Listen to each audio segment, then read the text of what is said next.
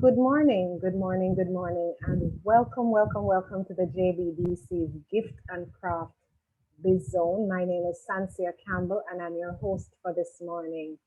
The Gift and Craft Biz Zone is a space where we break down policy and present opportunities for our entrepreneurs in the gift and craft sector. Last week, we looked at some of the opportunities for our client group in exporting. And I just want to pause here to let you know that just in case you missed that presentation, you can view it on our Facebook or YouTube channel, at JBDC Jamaica. And while you're at it, you may also go ahead and subscribe to the channel. Just hit the notification button so that once you log in, once you're online, you'll be able to see when we have posted new material. So this morning, we're continuing with the topic of export, and we're looking at transitioning from local to international.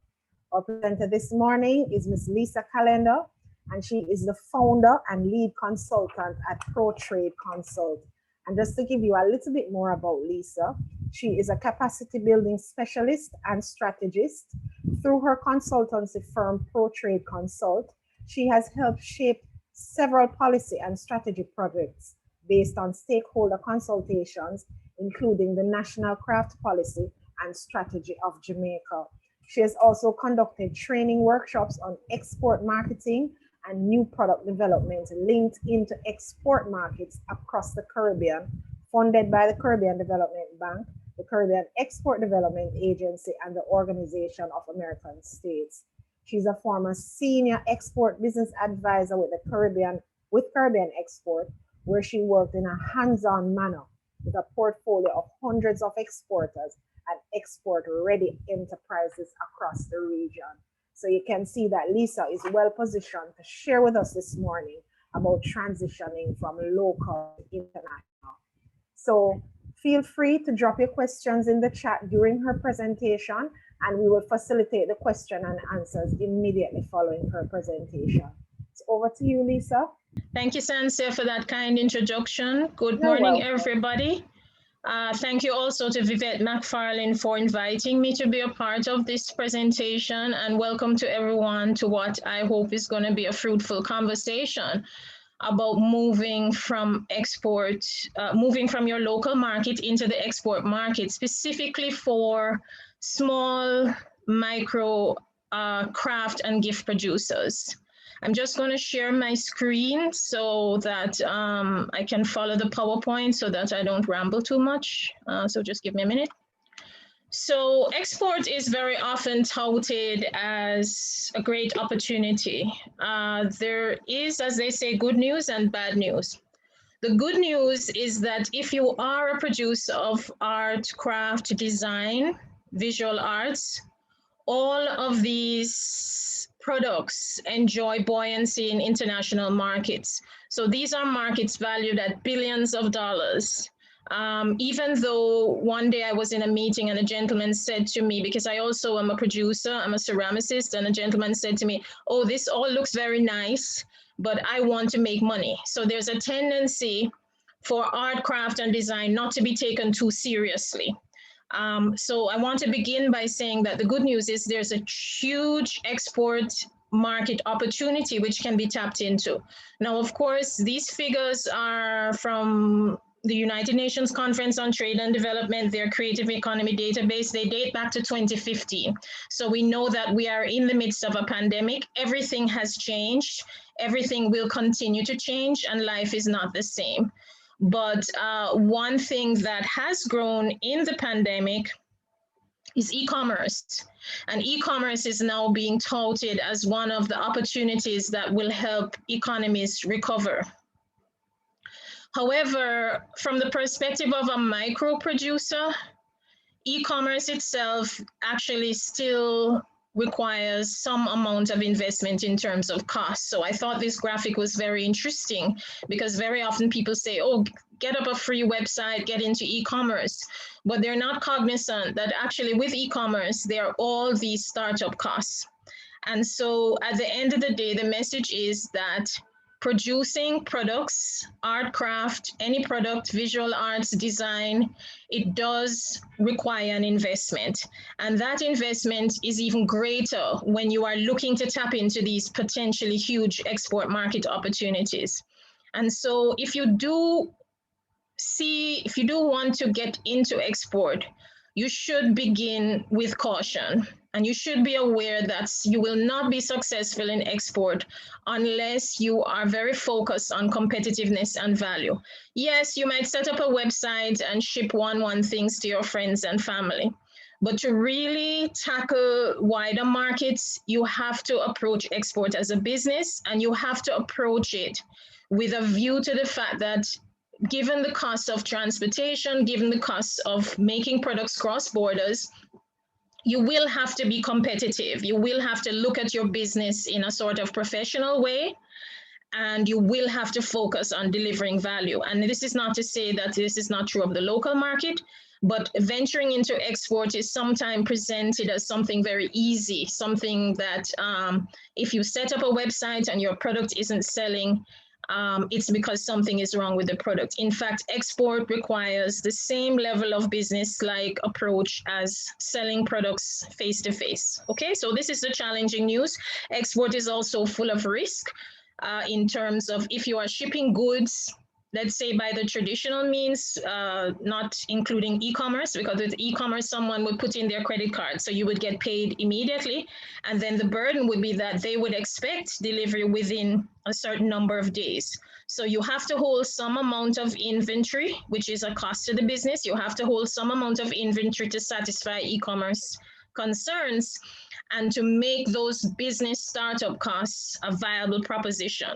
Okay, so if you're going into export via e-commerce, you need to be cognizant of the challenge of inventory, of the expectation of the customer that once they order and put in their credit card, the product will be on its way to them. And if it's not, you are going to advise them in writing, because a credit card transaction is almost like a formal contract. I've bought this, so now where is my stuff? Okay.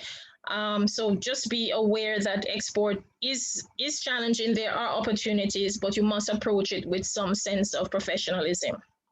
So let's talk very quickly about what are some of the main differences local versus export. Locally, you may find that you are the big don in the yard.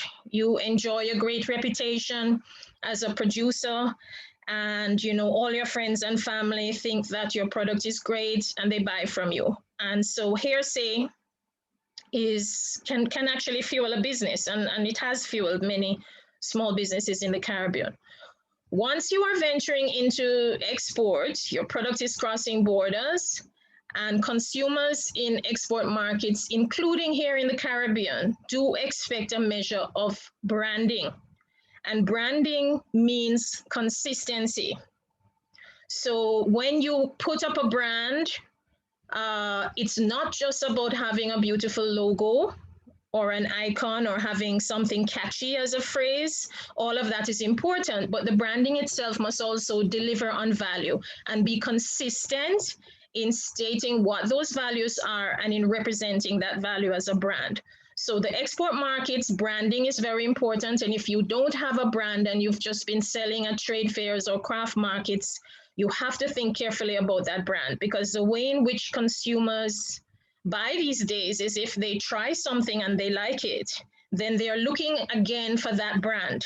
And so if you don't have a well-developed brand, you are missing, let's say, an opportunity. But I think for the export market, it's actually quite critical that you identify your products on a brand and that the brand offers certain options. So you make your products in a collection. So it's not just one product and then you sell it online, but it's a range of products that can appeal to different price points and different consumers.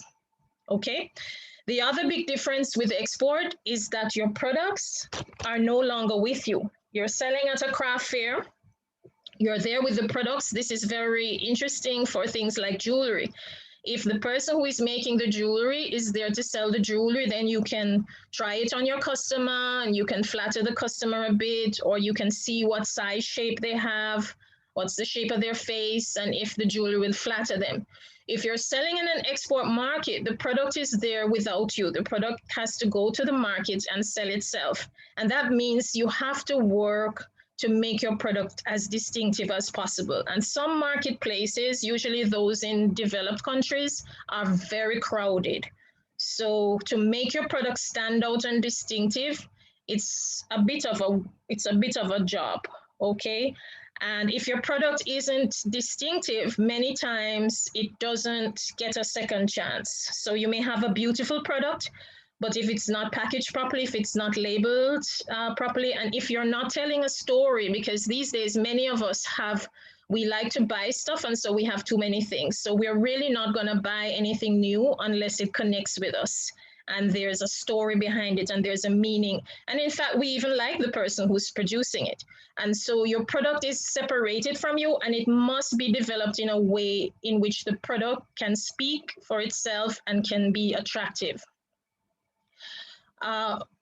Transportation, logistics, these are issues of trade. Export documentation, origin verification. It means that the origin of the item is certified as made in Jamaica as opposed to made, let's say, for example, in China or Taiwan. And origin certification is a process. There is a designated authority in Jamaica. I'm not sure whether it would be JAMPRO or Jamaica Customs, who would come to where you are making the product and be able to give you an origin certificate. Without that origin certificate makes your product eligible to cross borders under preferential terms of trade. For example, in CARICOM, there would be a particular levy applied to CARICOM products. We call that the CET. And there are various other trade agreements that would give Jamaican products certified as made in Jamaica preferential access to various markets. It's not an automatic thing. So many times people hear, oh, we've signed an economic partnership agreement with Europe. That means I can start sending things to Europe and get duty-free access. It's not automatic. The product must be verified as originating within a particular country. So origin verification is an important part of what must be done. And it is not about you verifying that it is made in Jamaica. It has to be done through the competent authority, whether that is JAMPRO or Jamaica Customs or the Trade Board, depending on the products you're making. There's also the concern of duty or tariff regimes. Tariffs, flat fees, duties, percentage of the value, which can make a big difference to the price in which your product lands in the destination market. You might start off with a $10 product here, but if a 5% duty or a 10% duty is applied in the market, your product automatically, the price of your product increases. And beyond duties and tariffs, there are many other costs that are associated with carrying a product across borders. Not only is there an issue of cost, but there's an issue of time. If you are a micro firm and you're a small firm making products, there's an investment of time if you have to spend time filling export documentation. And some of this documentation, I know that there is a lot of discussion about single window trade and logging things online to cut down on the bureaucracy. But nevertheless, as a micro firm, you have to factor in the time that it will take to prepare your shipments and prepare your products properly to go overseas. It's not about the day before throwing it into a box and quickly running to DHL. You have to make sure that everything is properly documented and accounted for. And in fact, that even before you begin to export, when you target a market, you know what are the requirements of that market in terms of documentation, because sometimes it's different for different products. We have to be cognizant of cultures and context. Jamaica is a cultural superstate. We are known all over the world for our culture, even for our language, and the way we eat, the way we dress. However, in trying to sell a product, even to some of our Caribbean neighbors, we have to be aware of culture and context, and that things are done differently in different countries. And so not everybody speaks the same language. Not everybody is interested in the same types of things. And so in trying to sell to an export market, we have to try to become aware of what is the culture of the country and the people we are trying to sell to. In days gone by, companies in the Caribbean, even very small companies, would invest their money in market visits. So they would actually travel to the market. With COVID, a lot of that has been shut down. But thankfully, we have the internet and we can do research on the internet about other countries. And we can even try to make not all research has to be big, thick reports. We can try to make a friend in another country or speak to our family members about what they think is happening in that country so that we are able to successfully navigate the issues of culture and also of context. And so overall, not that this is not required in the local market, but definitely going into export, one has to invest some time and at times some money into research and planning. It's a must. Okay, it's not so much about, again, as I said, the internet looks attractive. It looks attractive that you can just pop up a website in an afternoon and quickly put some photos there that sometimes don't even do the product any favors, and then quickly start selling through PayPal or whatever. You will make some money, but for the long term, you have to use a planned approach. You have to do some more research about who you're selling to. And you also have to be aware that sometimes you can do yourself damage by putting something out there before you're ready, or putting something out there that is inferior and not up to par. And I'm sorry if the presentation comes across a little blunt, but I have trained craft people all over the world and even in the Caribbean. And sometimes after the training, they approach me. And this is exactly what I tell them. Your photos are not good enough. Don't put blurry photos on the internet, because people just take it that we don't understand how to do things. So if you're not prepared to do things well, I would say probably leave export until you have the energy to make a proper investment in yourself and your products. Moving along, I'd like to structure the presentation to speak about key considerations, because we don't have all day and I would like to leave quite a bit of time for conversation and for you to ask me anything that is on your mind. So I want to talk very briefly, and I've formulated the presentation in terms of checklists. So JBDC is at liberty to share the presentation after, and you'll see it's just about bullet points that you should have in mind. So you can take away the presentation and actually have a checklist for your business, whether your business is big or small. So I'm going to talk about product considerations. I'm going to talk very briefly about process considerations, market considerations, export documentation. Obviously, export and trade can be quite complex, and it really does depend on the product you're doing. But this is just like a quick overview introduction for anyone who is thinking, okay, could I sell my product over in Cayman or Turks and Caicos? So product considerations. First of all, the design of the product. Many times as artists and producers, we operate on intuition and creativity. So we get up in the morning, and depending on what spirit we have that day, we create. And that's all well and good if you're creating for yourself. But if you want to sell it to someone else, you have to be cognizant of what are the prevailing tastes and trends. So there are sometimes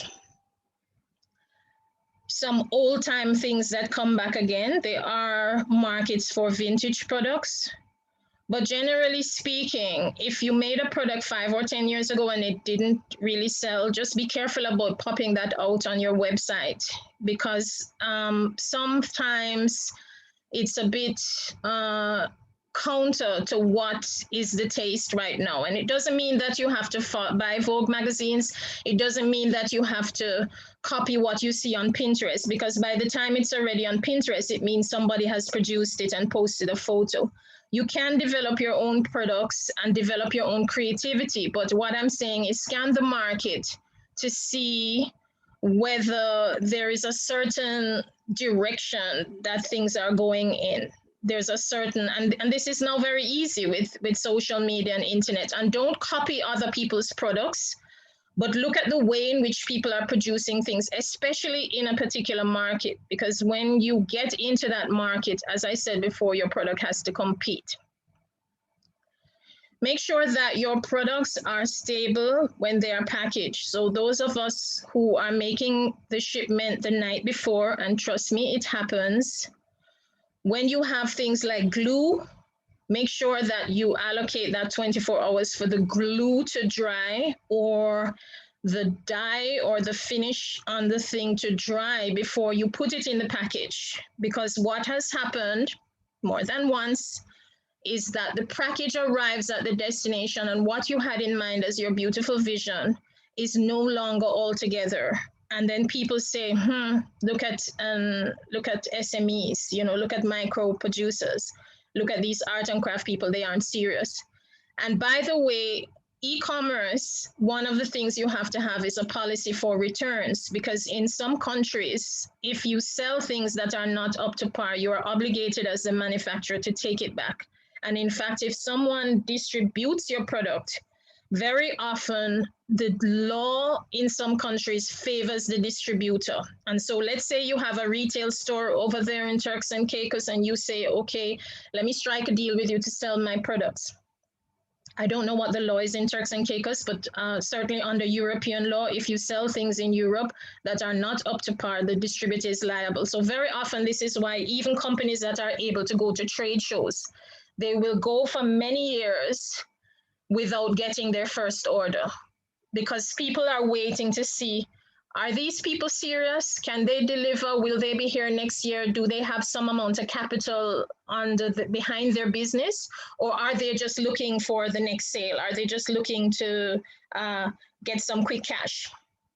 And it is a fact that many of us are looking to get some quick cash, but you cannot present yourself and your products that way. Okay, so make sure the product is stable when packaged. Be careful if you are doing things like gluing and you have processes that involve heating, because if the product is not properly cooled, you throw it into the box, then you can expect that there will be moisture. Sometimes things will stick onto the heat. Okay, just be a little careful that your product is stable, it's cool, and it's dry, and it's properly finished when you put it into the box. Standards are very important, probably could be the subject of a separate webinar. I won't get into it, but let's just say that products, even though they are aesthetic and they're artistic and they're beautiful, usually they must perform in use. So if the product comes apart in someone's hands right after they open the box, you can expect that you will be looking for a recall. The issue of, you can be getting that product back with a return. The issue of consumer health and safety is very important. It's true that countries sometimes use these health and safety things as barriers to trade. But if you're hoping to trade with companies and export, you have to be aware of what are the concerns about health and safety, and what are your responsibilities as an exporter, even if it's one or two products, of taking a recall if the product does not work as expected, or if consumers feel that you have infringed on their rights. And there's also an issue of toxicity. Many times in our countries, we buy things just, we go down to some store and we pick up some ends of fabric or some ends of leather, or we buy some cord somewhere and we don't even remember where we bought it. Some of us buy things over a period of years and we stockpile stuff and we really don't know what's in it. So we're just hoping that by the time we're ready to use it, it doesn't go bad. But actually, in terms of export, you have to be careful of the issue of toxicity. Many finishes can be toxic, many things that are put on the surface. If you're doing products for food that are in contact with food, then just be careful that you're sure that whatever finish or glaze or dye or whatever you're putting on it is non-toxic and can prove non-toxicity if necessary in a test. Okay.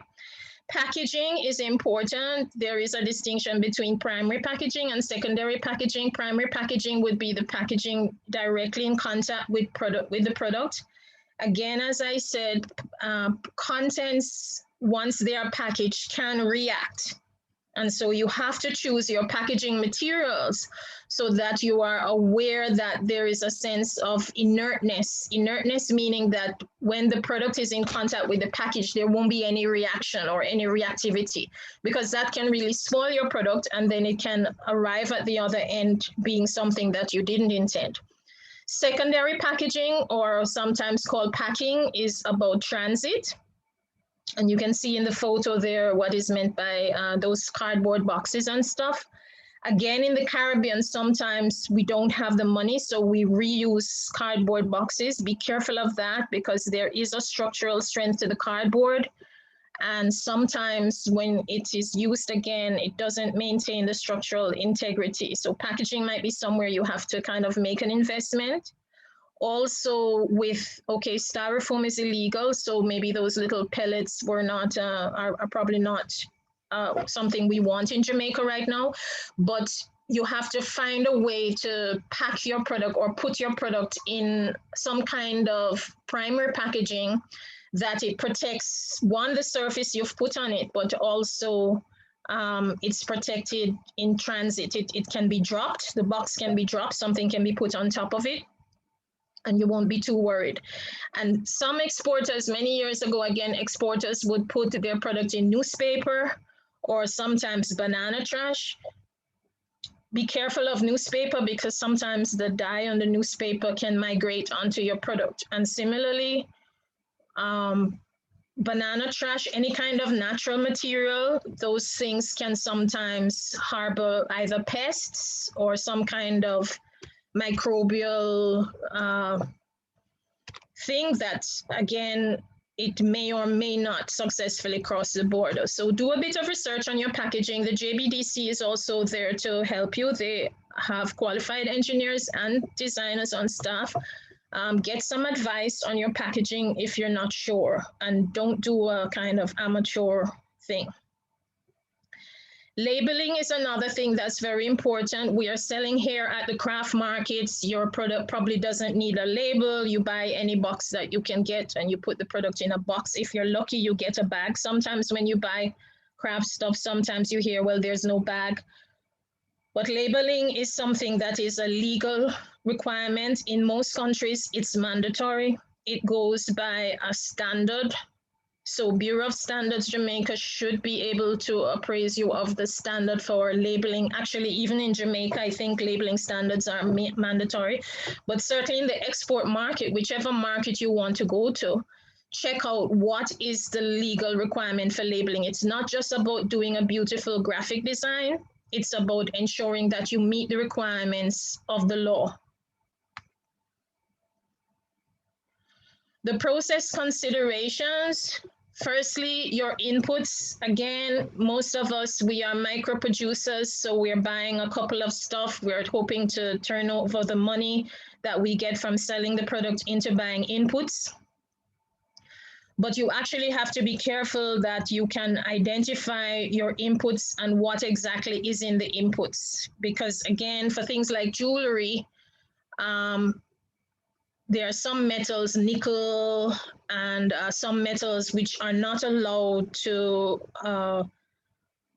be used on products for European markets. And I'm speaking of European markets also in the Caribbean. If you're sending stuff to Martinique, Guadeloupe, any of those countries, they all operate under European law. So your supply of inputs should be traceable. You should be able to know what you're putting into a product. And again, vouch for the toxicity of it, how safe it is for people to have against their skin or to use in their clothing, how safe everything is. And this is not to turn you off, but it's just to say, have a general awareness of it. Some years ago, I was in a fully integrated leather tannery where they were turning cow skins into handbags. And I said to the guy, you know, he had his process all laid out. I said, this is fantastic. I said, and what is it that you're putting in these vats that you put the skins in? And it was a chemical, because leather can be pretty harsh environmentally, both leather and the manufacture of textiles. And he said to me, oh, I can't, oh, that's a little secret. We can't tell you everything about the company. Okay, fine. But as long as you know what's in it, because once you're selling your product out, consumers have a right to ask what is in the product and what is in the finish, and to know whether if they buy it, it will create any situation of allergy or toxicity. And when you get to a larger scale where you are doing shipments, not just one or two, there are measures for rejection at the border. So you may find that you get the product out of Jamaica, but as to getting into a country where there is strong border inspection, you may face some problems. Okay, then there's also the environmental issues. There's huge concern for environmental sustainability right now across the world. People are really looking at the environment. They are really tired of a lot of products being made that damage the environment. So to the extent that you can incorporate recycling or any kind of environmental sustainability in your product, that will work in your favor in export, as long as you include it in your story about the product and let people know that this is actually recycled, this or that. Be aware of the issue of hygiene and cleanliness.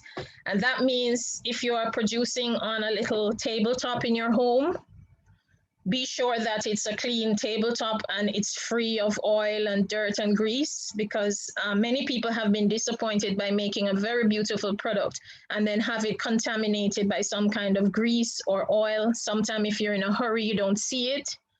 And so you put it in the box and it's basis for the consumer to reject it. So make sure if you're producing on a tabletop, you have some kind of mat down on the table, some kind of clean surface that you are producing your product on to prevent contamination. So hygiene is very important. Waste disposal is also very important. Not at the micro level, you might get away with if you're producing just a few. But once you start into export, everything has to be kind of transparent, including where are you dumping the waste from your process and are you disposing of it in a safe manner. There's also labor standards. People want to know that they're not producing stuff made in sweatshops. So again, labor can be, if you treat your staff well and you treat your labor well, that can be part of your story as a socially conscious business. But definitely in this day and age, no one should be exploiting labor or doing things that are in violation of good labor law and good labor standards. Quality is important. It can be subjective when we're talking about visual arts and craft, but quality in the process itself has to be built in. If you have, it's like a computer, garbage in, garbage out. So if you don't have your process properly organized, and in fact, there is such a thing as plant layout where you configure your production in a way that can be successful from a perspective of productivity and also from a perspective of quality. Technology can be a huge, I know that traditionally we are very big on producing things by hand, but you should inquire into technology and how technology can help your business. There's a lot of developments with digital printing and laser cutting and even 3D printing, which is, technology is getting cheaper and cheaper all the time. And you should look, and actually even sewing machines, it's incredible the amount of attachments, guides, and technological developments that can make your production more efficient, will require some investment upfront, but can really produce a good finish at the end. And the export market, you will have to have a very good finish on your products, even if you're making them by hand. And so to cover all of this, I know it sounds like a huge headache, but to cover all of these costs, as well as the cost of shipping and transportation, you have to consider scaling. So you make one product, okay, but can you make a batch of 10? Because the more that you make batches is the more viable your production is going to become. And the more you have a chance of snagging an export market. Again, traditionally in the Caribbean, and I would think also for Jamaica, the experience is that there's huge demand for Caribbean products that we cannot supply. because many of us only want to get up in the morning and make one and then take some rest because we think we can sell the one for $1 million. That part, the world, more and more, the world is dealing with a lot of uncertainty. And so there's less patience with this idea of just being able to do one and not knowing when you can deliver the next. So scaling is something that you should consider for your business. Market considerations very quickly, typically MSMEs, who's your customer? Everyone, I just want to sell it. I deal with it all the time, so I know. Who is your customer? Who are you selling to? I don't care, I just want to sell to anyone. But actually, there is a market for your product, and it's not a homogeneous market. So you have to identify where is that customer you're looking for. You can expend a lot of energy and spend a lot of money on Facebook ads, targeting people who will really never be interested in your product. So to the extent that you can identify a consumer, and actually in design, what is done is that you identify a muse. So you say, I'm not just targeting women, but I'm targeting a woman of 50 years old who has sufficient disposable income. This is the demographic. So to the extent that you can target a consumer, the muse, you're going to be more successful in selling online, but definitely more successful in selling into export markets, because export markets are generally organized around marketing channels. Even if you're big or small, you don't sell to everyone. You sell to a specific marketing channel, whether it's retail or it's wholesale. So you have to do that work again in your business of who is the customer. And it's something you have to sit sometimes for days and say, who is the customer? Who is the customer? It doesn't really come so easy. What's your experience? When you go out there and sell your product, who do you find is liking your product? And sometimes it's not who you expect it is, you know. Sometimes it's a very unconventional market. Sometimes it's a small niche, but you still have to be aware in how you're targeting that niche. Then there are the border requirements. Some countries are big on trade facilitation. They import and export without much difficulty. Other countries do a lot of border inspection. There can be quite a lot of surprising fees at the border as well. There are things like environmental levies and extra costs, customs fees and extra costs that countries levy at the border. And so if you're speaking to a buyer, you have to be cognizant about what those costs are. Consumer taste and fashion, again, you don't have to be a slave to fashion, but you have to be aware of how are people feeling in the market. How are people feeling now in the pandemic? Do they really want to buy anything at all, or do they want to just stay home and put the blanket over their heads? Is there a market for things like wall hangings, as the JBDC is saying, because people are living in small spaces and working from home? What do people really want to buy? So you have to do some work seeing which direction things are going so that you don't find yourself investing a lot of money and swimming against strong currents. I spoke already about consumer health and safety. I'm repeating that, not because of my old age, but because it is important to ensure that the toy that you're sending overseas will not have a negative effect on someone's child. So it means whatever paint you're putting on the toy, whatever finish, whatever materials you're using, have to be flame retardant, but they also have to be non-toxic. And you have to think about that when you're buying the material, not when the product is already made. You have to think about health and safety paramount, and you have to care about the consumer. The framework for distribution and legal arrangements, again, some countries, this is pretty solid. Once you hire a distributor or you get into a legal contract with a distributor, in some countries, even here in the Caribbean, it's not so easy to extricate yourself. So it's not a cut and thrust. And, you know, let me see who I can get to take the product and sell it to anybody, anywhere. you have to be a bit careful about who you're getting into business with and who you're giving your product to distribute. Not to mention that there are a few times when people have sent export shipments abroad and never seen the money or the person again. But I'm not here to scare you. I'm just saying to you, do your research. And then also the terms of sale, the credit. Have this discussion up front with buyers. How long is it going to take me to get my money? What are the terms of credit? Is it 30 days? Is it 60 days? Is it 90 days? Some micro businesses cannot afford 90 days. You can't afford to spend the money to make that product and then wait 90 days to get paid. So you may be desperate to get someone to sell your product, but again, be a bit choosy and ask questions upfront about the terms of sale. What are the credit terms? How long will it take you to turn over? When will I get paid if my products sell? And don't just go in there as a novice trying to foist your product somewhere and not really seeing the value in the product. And handcrafted things take a lot of time to make, a lot of effort, and your spirit is in the product. So we want to avoid you becoming depressed and dejected when things don't work out. We want you to take a planning and a professional approach, get the help you need. The JBDC is there to support micro and small businesses. Get the assistance you need, ask a question, have a dialogue before you go out there so that you don't get too discouraged. Export documentation, very important, could probably be the subject of a detailed webinar.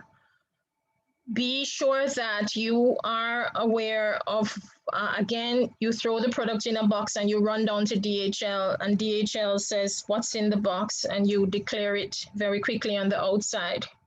But then it gets to New York and there's no verification whether, was it 10 in the box or 3 or 2? Did they lose 5 or did they lose, was it 5 you shipped or was it 10? So develop the discipline of having a packing list. You're putting stuff in the box, what exactly is in the box? So that when someone opens it on the other side, there is a kind of confirmation that you sent 10 and they got 10. And you can even ask them to verify on the other side, did you receive what I sent? Or did something go missing on the way? I spoke about origin certification before. Customs would have their own requirements for documentation. There's also documentation associated with transportation, if it's going by sea, if it's going by air. There's what we call Inca Terms. Inca Terms are international terms that describe what is the agreement between the buyer and seller. So you have, for example, FOB, free on board, CIF, cost insurance, freight, who is paying for the freight and who is paying, is the shipment insured or not?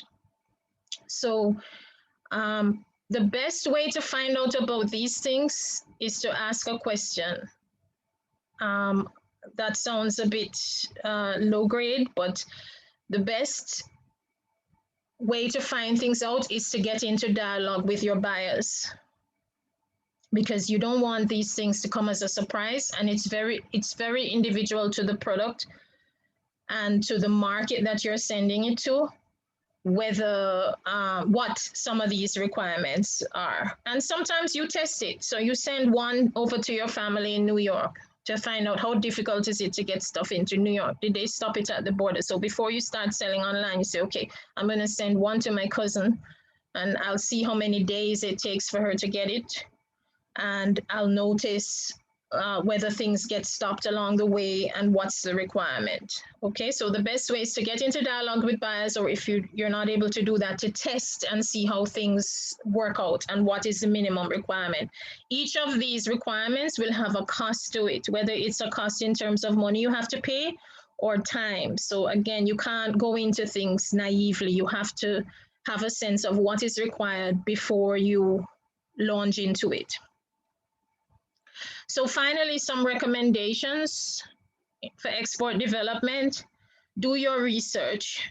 You don't have to do a big market research report, but you have to ask a question. You have to do some online. Some of us are very absorbed with making a product, and all we want to do is create, and we don't really want to be bothered with business or the headache of all of it. And we weren't good at maths in school, so we don't want to plan anything or look at the foresight, in which case partner with someone who has that interest, so that you're not surprised at the end of the day by, export. People have had some pretty nasty surprises in export. So it's about researching, it's about testing. Secondly, build value and variety in your product offerings. Use your creativity. You don't have to copy what's on Pinterest. What's on Pinterest, someone already produced it and put it there. It's indicative of the trends in the market, the direction things are going. But by the time you produce that, you're going to be behind the market. So get a feel of how things are going, and also how people are feeling in their hearts and minds, because it's not just about trends or what color is wearing or what color is in. It's about, where are people in their lives right now? Could they use something to bring them joy? Could they use something to take their minds off the fact that there's this pandemic out there? That's an intangible value. It's not a commercial value, but there is scope also for intangible value. Targeting your customer, I spoke about that already. Testing. Competitive pricing. Pricing is a hot potato because we all want to make as much money as we can before we die. But again, you have to be competitive with your pricing. You have to look at what other products in that market sell for, and you have to get some kind of intelligence about that if you want to be successful in going into the market and meeting these costs. Think about partnerships and relationships. Export involves a consumer and it involves a buyer on the other side. Think about engaging people. If you're not good with relationships and you have a problem with everybody, try to change that before you go into export, because there's a lot of dialogue that's required. You have to think about partnerships, even if it's with your cousin over there in the country. You have to think long-term. Many small, very small micro companies have been successful at export because they have a good sense of partnerships and relationships, and things don't always work out as you expect. But then through dialogue, you can sometimes resolve the challenge or get some support. And also consider relationships with any type of association. The Jamaica Exporters Association, once you reach a certain size and scale, consider joining a Chamber of Commerce or an export association. If you can't find one locally, form one of your own, or even look overseas, because trade and export is quite dynamic. So it's impossible, no matter how many webinars you attend, to be aware all the time of what's happening in the market space or how the legal requirements are changing. So do your best not to be out there on your own. And the JBDC is a solid partner for micro business in Jamaica. They are doing a lot of training. They back the ball very hard for development. So if you don't trust anyone, at least engage the JBDC and don't be out there on your own, clueless and doing something. And then as creative people, we usually get frustrated when things don't go our way. Okay, so really try to engage, build relationships, look for the low-hanging fruits. Okay, thank you for listening. I hope this has been clear. And through the chair, Madam Chair, I'll take any questions or comments. All right, thank you so much, Lisa. That was an interesting, enlightening, useful presentation. We're also streaming live on Instagram this morning for the first time. We have quite a number of persons over there joining us, but one of the things that they've been complaining about is that they're unable to see the presentation. So I just want to let them know that we tried this out for the first time this morning, so we're gonna work on it next time so that they will be able to see the presentation as well. But what you can do is just visit our JBDC Jamaica YouTube page and subscribe, and you will definitely be able to access the presentation. Someone is just dropping in the chat to find out if the PDF will be available. Once you're registered for the session, it will be sent to you via email. So Lisa, you touched on several points that I want to jump into with you. Number one, e-commerce. Now, you said that e-commerce is one of the kind of low-hanging fruits, like you just mentioned, that economies are looking towards to rebuild in the wake of COVID, in the absence of being able to, as a small producer, of being able to set up our own e-commerce site. What are the options that we can use?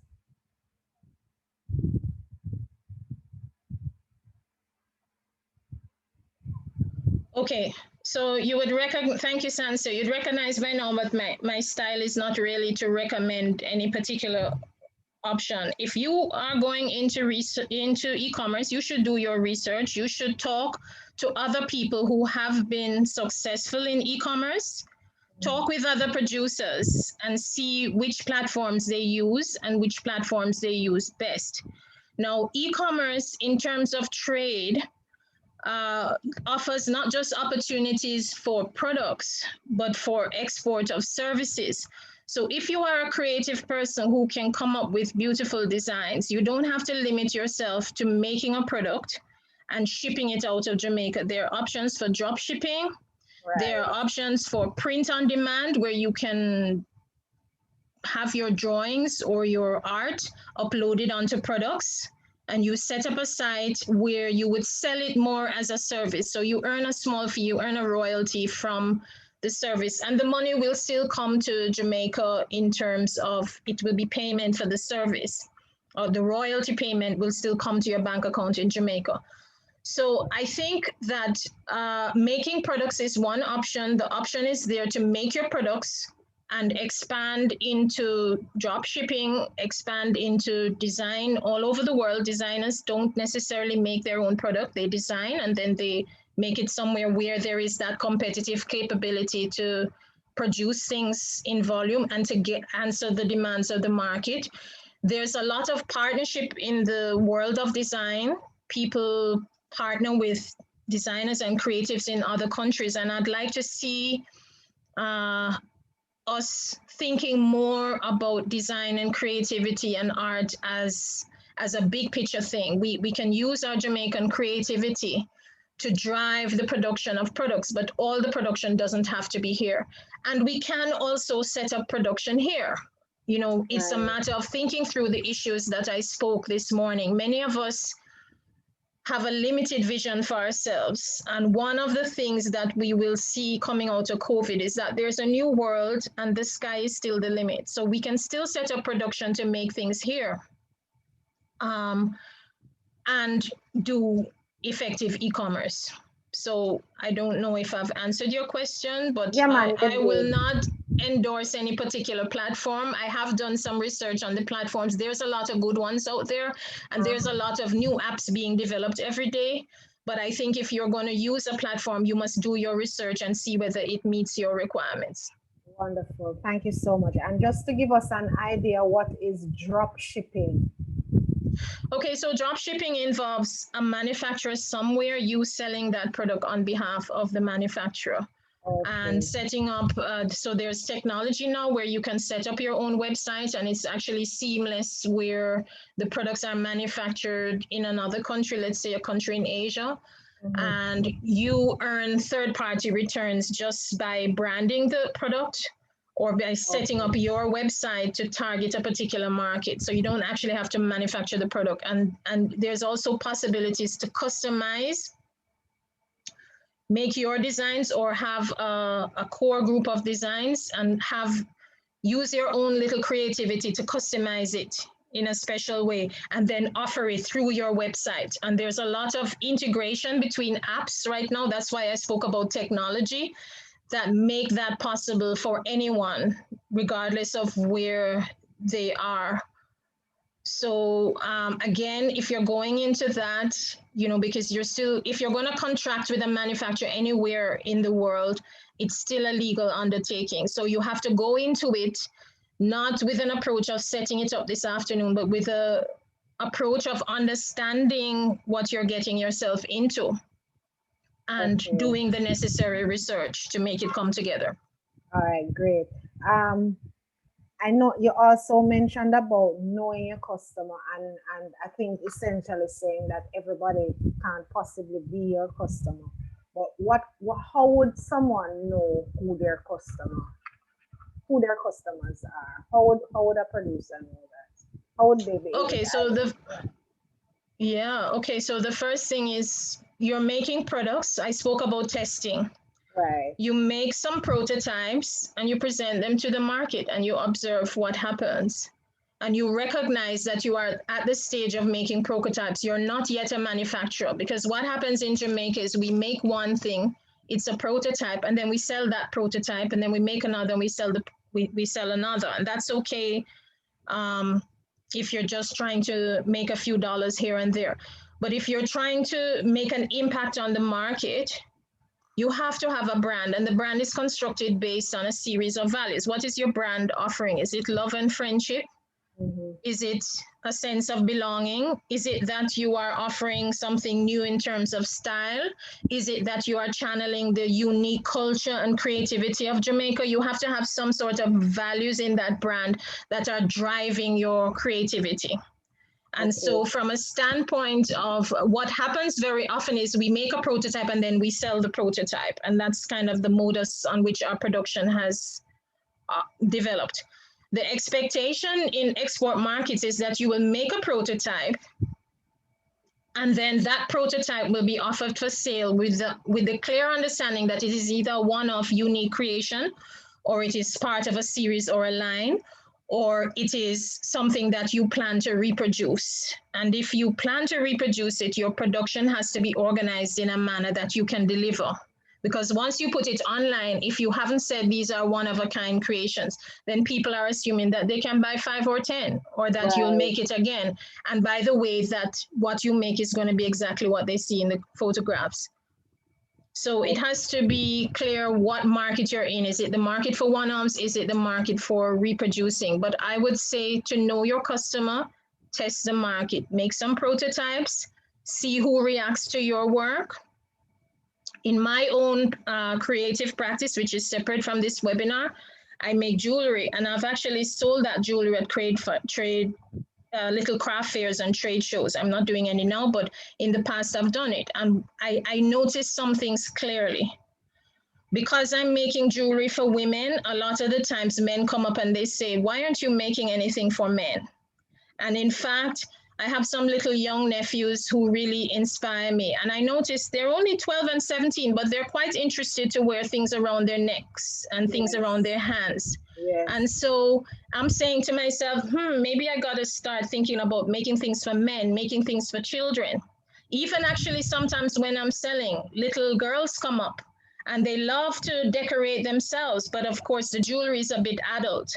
So you would have to maybe soften the beads or change the color scheme for it to be appropriate for little children. Right. Yeah. So it's by observing who buys, who is interested in your product. One of the great opportunities of e-commerce is to collect data. Your who is buying from you over time, and how much data can you collect on them without infringing their privacy, or with some kind of data collection agreement. So you have to know your customer, but you don't start out knowing your customer. What I'm saying is you have to test the market. You have to begin to have a dialogue with people. You have to begin to not just be interested in selling the product to whosoever may come, but to entering into a dialogue to say, what do people want? Right here in Jamaica, prior to COVID, there are markets for all kinds of things, because when you look at the trade data, we are importing all kinds of stuff. But for some reason, that stuff is not made here. But it's being made in a small facility, sometimes somewhere overseas, but we just can't be bothered to set up the production or to be interested in doing any kind of long-term work. And what I'm saying is that we have to begin to be a bit more interested in those things, because our production will not be competitive otherwise. We have to be a bit more business-like if we want to live from our creativity. If you just want to create and for someone to buy from you whenever they want to, then that's fine. But it usually doesn't go too well in export if you don't have a solid export strategic plan. Where are you targeting and who is your customer? And you usually have to test things until they work. Right. Nobody can really tell you. You understand? Let me ask you, what about those persons who just have an idea? So they have an idea to make a product, but they haven't made a prototype yet. How do they product test? Would it be a situation, because since they don't have the prototype as yet, is it just a conversation that they need to have at that point, just to say, I'm planning to make this, what do you think? And then gather enough feedback from that to be able to create the prototype that the customer would really want, I suppose. No, an idea is just an idea, my dear. We all have ideas. In the day, in the night, an idea is just an idea. A product is a different thing. What I'm speaking about is products, export of products. You have to make a prototype because nobody knows what's your idea inside your head. Right. And actually, in the sense of a pandemic, there's not much, everybody has ideas. Everybody, in my view, is creative and has a $1 million idea waiting to come out. But the difference with success is someone who actually works on the idea, does some research, puts the idea into a form that other people can understand it or help them. Otherwise, it's just an idea and there's not really any sort of traction for that. Okay. All right. So if you have an idea and you have no idea how to get the idea into production, contact someone who can help you. Get some help from a friend or your family or the JBDC. Get some help. Don't be out there on your own with an idea, because the idea itself staying in your head is not going to make you rich. So basically you're saying, if you are doing a product, the first step is a prototype. Yes. All right. To manifest that in intellectual property terms, it's called to manifest that idea in a tangible form. That's what the IP people will tell you. Absolutely. All right. I needed to understand that. Fabulous. Now, you also spoke about producing what is already available in the market. I think you were mentioning Pinterest at that time. Yes. But, I am wondering if there isn't sometimes that we can see, based on the research that we are doing, we see where we can grab ideas from different products that are already existing and make a new product. Right. So I'm saying we could look at ideas from Pinterest and the other available websites as well, because you were saying that. Absolutely. What I'm saying is, don't copy someone else's idea, because there's a big problem in the world of creativity with intellectual property infringement. And in fact, this is a big debate all over the world. What I'm recommending is that you don't copy someone's idea. You look at the idea and you put your own twist on it. Of course, you're gonna not develop something just in isolation straight from your mind, because sometimes those products, if the consumer cannot recognize the product as something they would buy, then sometimes that product will fail because it's too new or it's too novel. So what I'm suggesting is that you gather ideas. Of course, you do research on what is selling and what could sell, but then you do not go and copy someone else's idea, because you have your own creativity. You look at it and you say, okay, this is how I could do that better. I could make something. Challenge yourself. I could make a better t-shirt than that. I could do a better thing, and challenge yourself to come with something new that then you own that idea, instead of just copying something that you've seen somewhere else, which is already available for sale on the market, and you possibly has huge production behind it, so you won't be able to compete anyway. Right. All right, I see a hand up, Danny and Thomas. I'm gonna unmute your mic and you go ahead with your question. Thank you. Good morning. The question is a quick one, just about origin certification. There was not a definite answer about where one could get that. Is it specific to the type of product that you have, or is there one particular organization that wants the certification? It is specific to the product you're making, and there are sometimes several competent authorities in one country who do that. But what product are you making? What do you do? What do you make? Or what are you interested in making? Danny, and raise your hand again so that I can find you, because I think you muted yourself. All right, go ahead. Okay, right. So I make castor oil Castor and oil. byproducts off, right? Okay, so I would suggest you contact Jampro. In fact, Jampro has a castor oil project. I would suggest you contact either Jampro or Ministry of Agriculture, and that you also put the make sure you put made in Jamaica on your labels. But I would suggest you contact either Jampro or the Ministry of Agriculture to find out who can do origin certification for those products in Jamaica. Okay? Thank you very much. And a third alternative would be the Bureau of Standards, but I think that process is within Jampro. All right. I just wanted to double check. Thank you. Mm-hmm. Sure, no problem.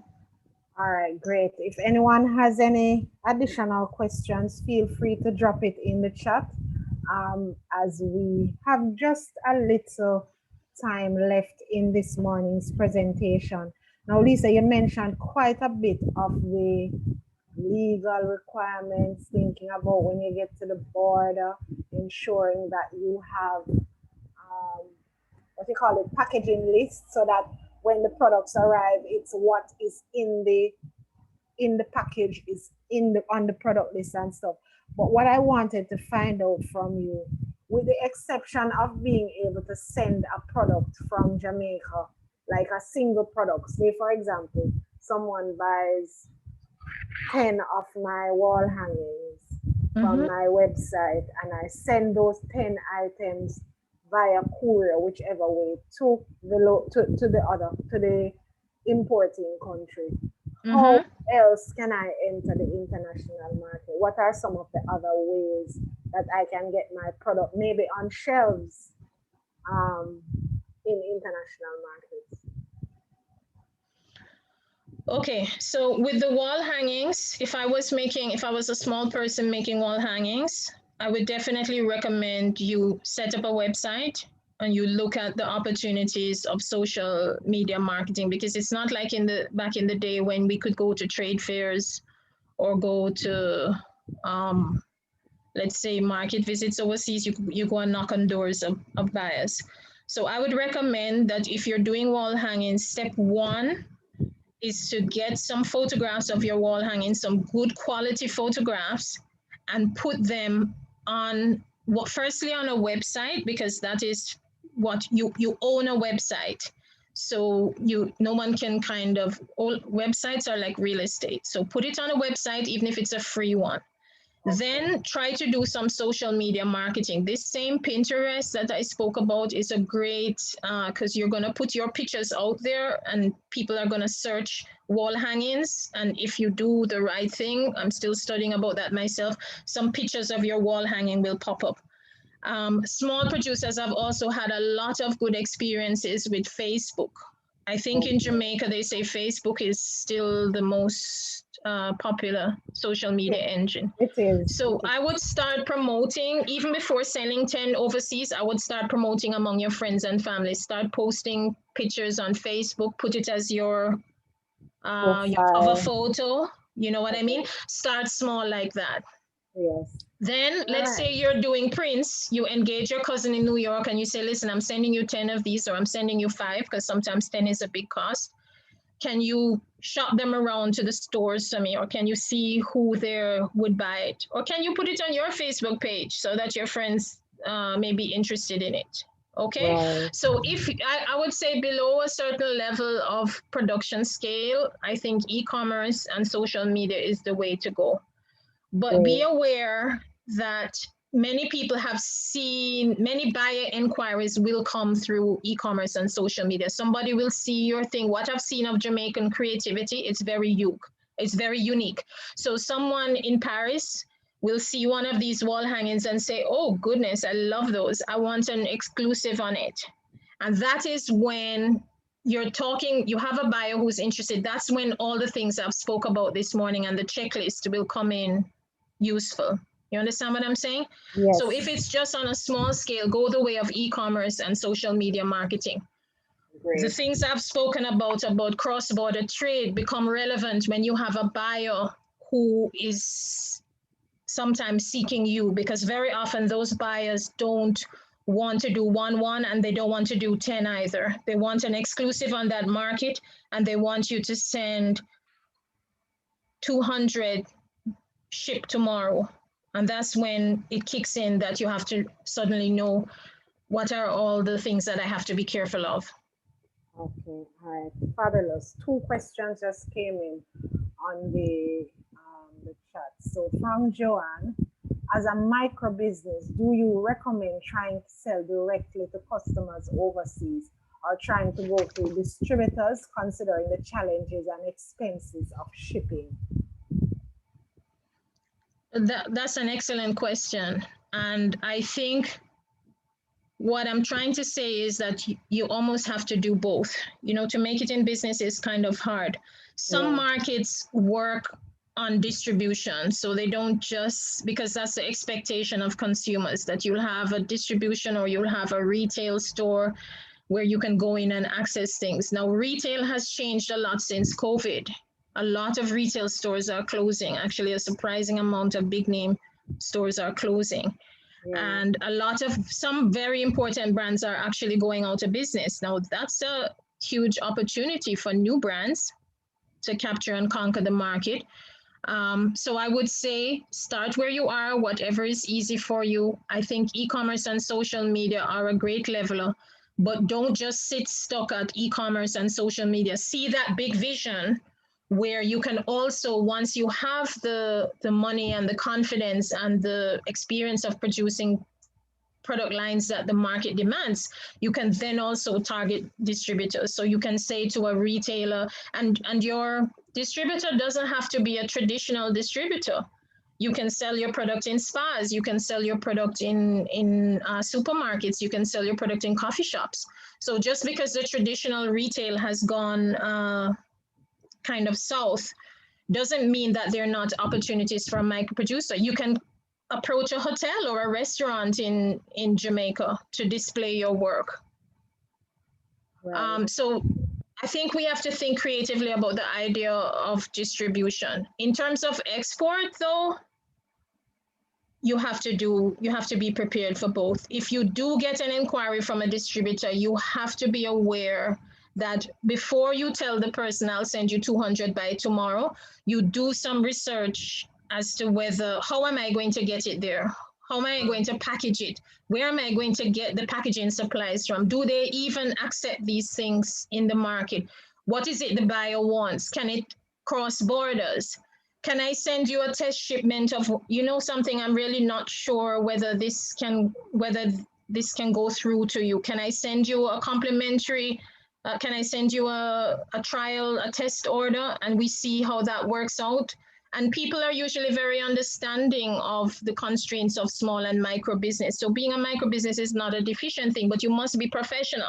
Right. So a buyer approaches you, don't be just wanting to get someone's money in your pocket. That's what I'm saying. We all need the money, but engage in a dialogue with the buyer. What do I want? Think in your mind, what can I learn from the buyer? And think that the buyer today who orders 1 or 2 could be the buyer tomorrow who orders 500, and take that approach to things. Exactly. And then, as you said, I think it just comes down to creatively thinking, you know. And I don't want to repeat what you said, but I like what you said a while ago. You can try the supermarket, you can try the pharmacy, the hotel, the spa. These businesses are still operating. So, I mean, just think creatively. Another question from Elaine Stevenson. What about trademarking logos and product names? Elaine, if you could just tell us exactly what you're asking about.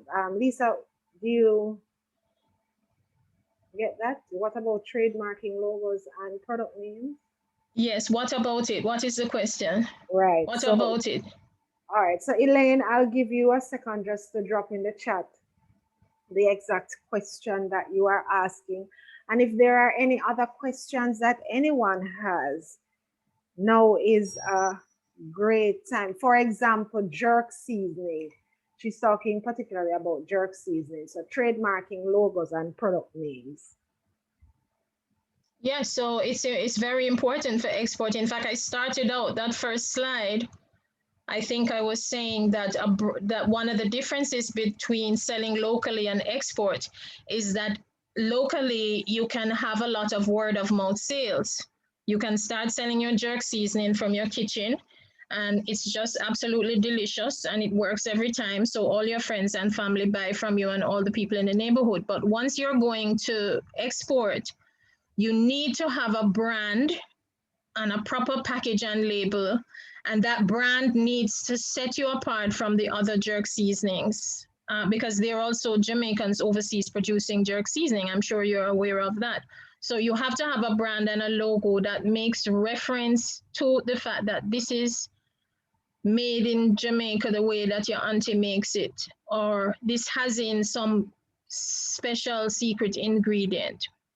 And that logo would become your brand. But what I was saying is it's not just a logo, because you can go online and design a logo for $5.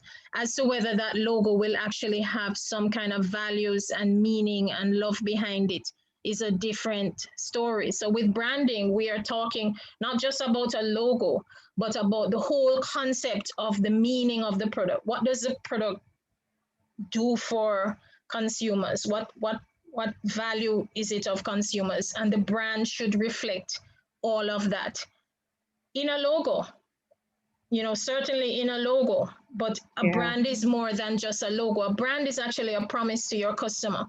Every time you see this brand, you'll be getting the same quality of this delicious jerk seasoning. And I'm not gonna put anything else in it. It's gonna be the same traditional recipe, whether you buy it in Singapore or you buy it in America. So the brand/logo is quite important. And what I was suggesting, it's actually imperative for export to have a brand.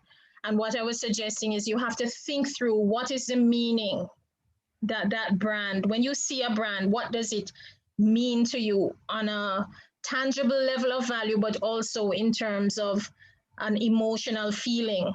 Because the brand is what is going to drive the loyalty. The brand is what is going to make someone come look for your product, not just this time, but the second time around. So brands really do drive sales. This morning I was talking to someone and they said, okay, I'm going to the supermarket later, buy some of this tea. And I said, what brand?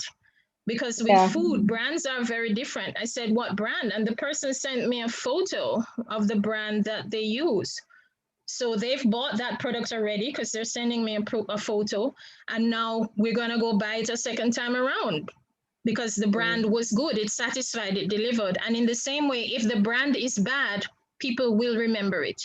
Exactly. So brands are important as signifiers and identifiers of value. Fabulous.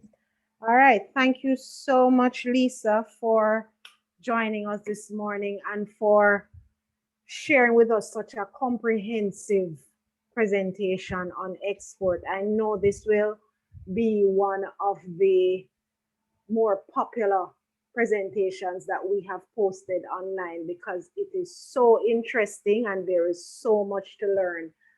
Elaine is asking if JIPO, the agency, is here. No, not in this presentation, but you can always visit their website at JIPO, jipo.gov.jm. And I think their landline is 946-1300. So you can give them a call and ask them anything that you need to find out. Lisa, I want to thank you for joining us this morning, for sharing with us your wealth of information. This was really, really invaluable. Just to remind persons that the presentation will be available on the JBDC YouTube channel at JBDC Jamaica. And for the persons who registered for this morning's session, we will definitely email the presentation to you in short order. So thank you again, Lisa. JBDC offices. It was a pleasure, Sansia. Can I just say finally, sure. I want the micro businesses, the really small people who are producing right now on a tabletop in their kitchen, to be encouraged and not discouraged by this presentation. This presentation is to provide you with an overview and a checklist of things you can think about. There are hundreds of people in the Caribbean who have started really small, even without a computer, even without bottles or labels, and they've just chipped away at, persisted, and some of them are now, well, prior to COVID, I don't know what's happening with them now. Some of them, I've seen really small businesses grow to large, successful businesses or medium-sized businesses. So I just want to be clear that you should be encouraged and not discouraged. You should chip away at it. Recently, I was with a young entrepreneur here, and he said, what's the difference between, since you've seen hundreds of companies, what's the difference between a successful entrepreneur and one who fails? And the answer to that is simply, it's a matter of resilience, being able to stick in there and show up and do your best when nobody else is there to help you except God. And it's also a matter of strategy. So don't feel like this all may seem a bit overwhelming if you're hearing it for the first time, or if you don't have any experience in export. I would say get the presentation, look at it again, go through the checklist, just take a little bit at a time and don't feel overwhelmed by it. There are markets that are waiting for your product, and there is help available to support you. So thanks for your attention, and it's been a pleasure. Fabulous. Thank you so much for those words of encouragement, Lisa. Someone is asking. Sorry, I just see someone asking, did you explain FOB? FOB, it means free on board. It's a rare thing these days because it means that you're going to send your stuff to the port and the buyer is going to pay the insurance, the freight, and the duties. So usually FOB is just something that you quote in your pricing structure. It's not really something that buyers take on, because FOB means free on board. So it means your product is going to the border, and then someone else, usually on the other side, is taking responsibility for your costs, insurance, your freight, any of the duties, any of the charges incurred. But the value of FOB is that sometimes if you quote the price of a product with everything, if you quote your CIF price, it makes your product seem very expensive. So FOB is really for quotation purposes to say, listen, this product is X amount FOB, and I'll investigate the duties and the charges and get back to you, so that they can have a sense of what your product costs before it is landed and when it actually gets to the border in the importing market. CIF means cost, insurance, freight. So it means your product is going to the border, it's getting on the ship, and you've insured it depending on the value of the product, because export shipments do sometimes get lost. It happens. You put it on the plane and you put it on the thing. It doesn't happen often, but it has happened. In fact, large exporters have sometimes lost containers, but it doesn't happen very often. But usually shipments are insured, and then the freight charges can be pretty high in the Caribbean, as you know. This is why I spoke to you about trying to scale your business, make 10 or 12 instead of 1. So CIF, it means cost, insurance, freight. So again, you can quote FOB and then say, but the CIF charges are this amount, so CIF, it will cost you this. And over time, you work out that the transportation costs in the Caribbean, Jamaica and everywhere else are absolutely ridiculous. So if you're sitting there making one product, get out there and get some help to make 10 instead of 1. Because I myself, from my personal investigation, the transportation costs are ridiculous. And I think it's going to get a little bit worse with COVID. Yeah, definitely. Okay. All right. My pleasure. Yes. Thank you, everyone, for listening and attending. Great. Thank you so much again, Lisa. Just to remind everyone that our JBDC offices remain open. You can send us an email at info@jbdc.net or give us a call, 876-928-5161. It goes up to 5. Of course, we want you to make appointments during this time so that we can remain safe as a staff body, and we can also keep you safe as members of our client group. So thank you again, Lisa. Oh, just one last thing. I'm sorry. Please send me, if you would like to stay in touch with me, please send me a LinkedIn request, because my company will probably be going into more detailed online trainings in the future. So please send me a LinkedIn request so that we can remain engaged, and that when those trainings are ready, you can follow my LinkedIn feed. And her LinkedIn it's there at the end of the presentation. In the presentation. And you can, or you can also search my name, Lisa Callendar. Okay, so we can stay in touch, and then if you're interested in more detailed trainings, when those are available, you'll be the first to know. All right, great. Thank you, JBDC. Thank you, Lisa, and thank you everyone for joining us today. Enjoy the rest of your day. Bye. Have a great day. Bye. Bye.